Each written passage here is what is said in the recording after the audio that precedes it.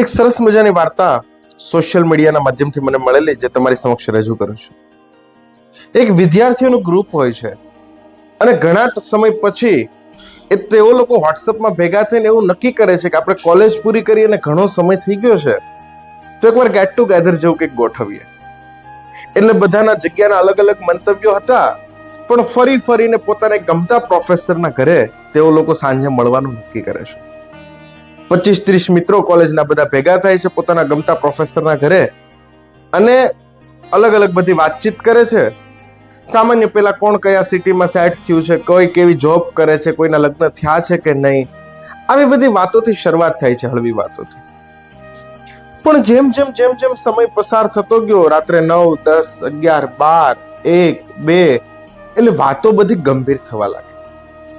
ગંભીર વાતોમાં એવું થવા લાગ્યું કે છેલ્લે નિષ્કર્ષ એવો આવ્યો કે આપણે બધા પોતપોતાની રીતે કંઈક ને કંઈક સારી રીતે કમાઈએ છીએ, પણ છતાં પણ ક્યાંક ને ક્યાંક આપણી પાસે સંપત્તિ ખૂટતી હોય એવું લાગે છે, ઘટતી હોય એવું લાગે છે, રૂપિયા ઓછા પડતા હોય એવું લાગે છે.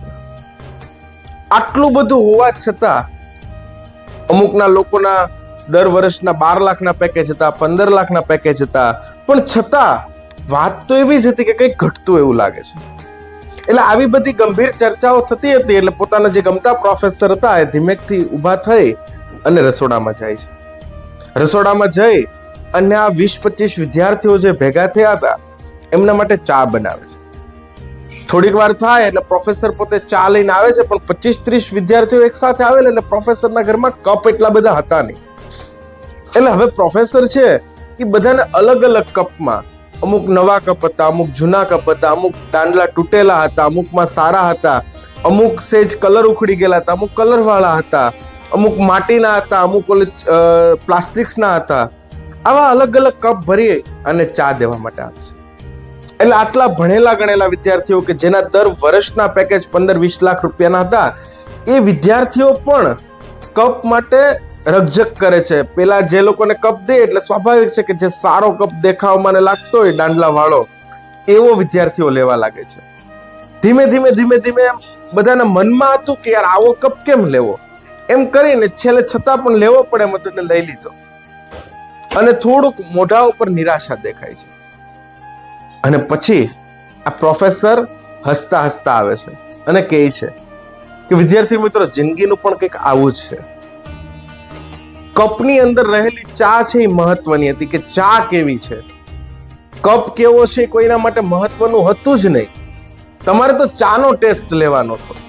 એમ આપણે પણ જ્યારે જિંદગીમાં જીવીએ છીએ ત્યારે જિંદગીની મજા લેવાની છે. તમારું પારિવારિક સુખ કેવું છે, તમે દરરોજ આખો પરિવાર સાથે બેસીને જમી શકીએ છીએ કે નહીં, એ સાચી સંપત્તિ છે. તમારે કોઈને ઘરમાં નાનું મોટું કોઈ દવાખાનાનો ખર્ચો નથી આવતો, એ સાચી સંપત્તિ છે.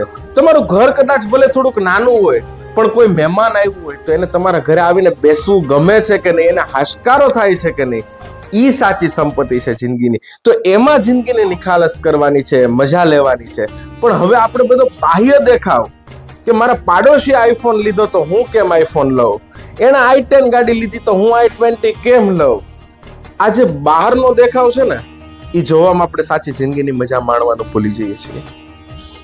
સાચી સંપત્તિ જીવનમાં એ છે મિત્રો કે તમારો પરિવાર તમારી સાથે બેસી અને ખુશ રહી શકો છો. તમારા આંગણે કોઈ અતિથિ આવે તો એ માણસને હાશકારો, ઘર ભલે નાનું હોય, ગાડી ભલે કદાચ નાની હોય, પણ એના હાશકારો થાય ને, તો એ જીવનની અત્યારે સાચી સંપત્તિ છે. તો બસ એ જ વાત સાથે અક્ષય મીઠાણીના જય સિયારામ.